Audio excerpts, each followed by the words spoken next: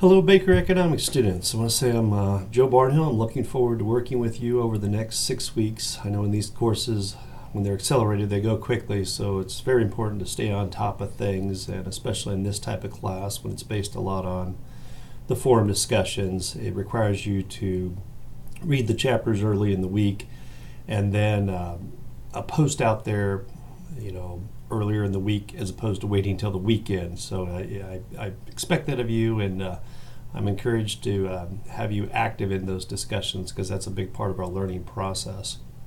A little bit about this course. I just kind of want to go through some of the things in the syllabus to highlight. Do go read through the syllabus, look through the course. This is a manageable course. You can have success in this course, just stay on top of things. So first, just getting in contact with me. If you have a question, I would just send it to Baker email. I check that like every other day. I try to get back to you as soon as possible, especially if you have questions on the homework problems. But in terms of things that we're going to look at this course, as I mentioned, there's going to be the forum discussions, there's going to be the quizzes, there's going to be the homework problems, and that's pretty much it. So, just think about your week, how you're going to pace it out and plan it. And again, I highly encourage you to jump into the forum discussion early as opposed to later. And your forum discussions are really going to be based off of a current event article related to that week's materials. And it can be a variety of things. Like this week we talk about supply and demand, or some basics of economic principles. So I want you to go out there and search something from a legitimate source and make sure when you put that in your forum post, you use MLA format and say where the source is from, and refer to that source too. Kind of think of it like in-text citations. We want to get you some practice with that for your writing skills. But in terms of some of the material this week, I just kind of want to go over a highlight of the chapters. Chapter 1 kind of goes over some of those principles of economics, the micro, the macro, whether people are rational or irrational with their decision makings, the idea of self-interest. Is this good?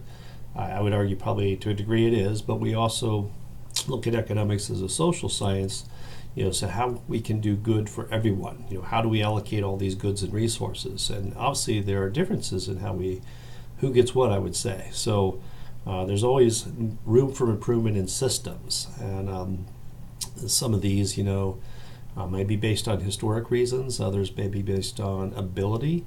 So what can we do as a society to try to provide a system that will improve the overall, I'd almost say, level of happiness for everyone? If you look at these gaps between the wealthiest and the very poor in the United States, there are still big gaps, so there are some problems there. So we may discuss those things later in the course in your forum discussions as you come across that material.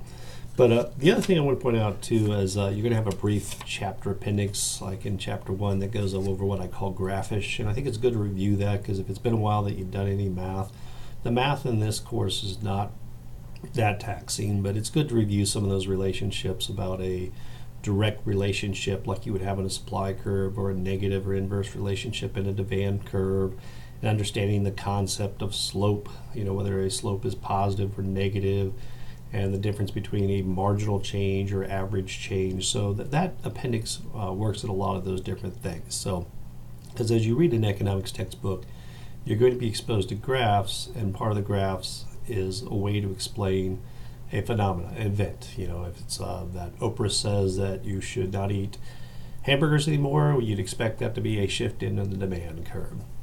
And that leads into our chapter 4. When we look at the supply and demand analysis, I would call the meat and potatoes of economics.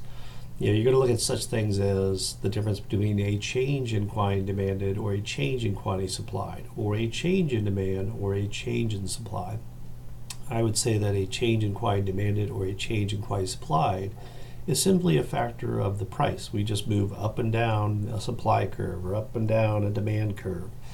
But if it's a factor other than price, that's where you're actually going to see a shift of the curve. And that's what the authors want you to think about. What are these other non-price factors that can shift the curve? And for demand, a lot of times these are income, taxes and subsidies, expectations, preferences, for supply. This could be technology. It could be whether there was an orange frost down in Florida. It could be, again, taxes and subsidies, and it could be expectations that could shift that. So in markets, there are always changes in demand and supply, and there are factors that are influencing that result in some equilibrium or price that's established in a market. So, well, that's kind of a quick overview of this week. What I'll do is I post these mini lectures every week. Typically on Sunday, I'm just going to post this one a little bit earlier to get started for this week. But as I said, the main thing is that, stay active in the forum discussion. And I will, this is a large cohort, so I will not likely be able to respond to every single person, but I will try to jump in and add some comments to the forum discussion to kind of keep the discussion going and moving along, or adding some help.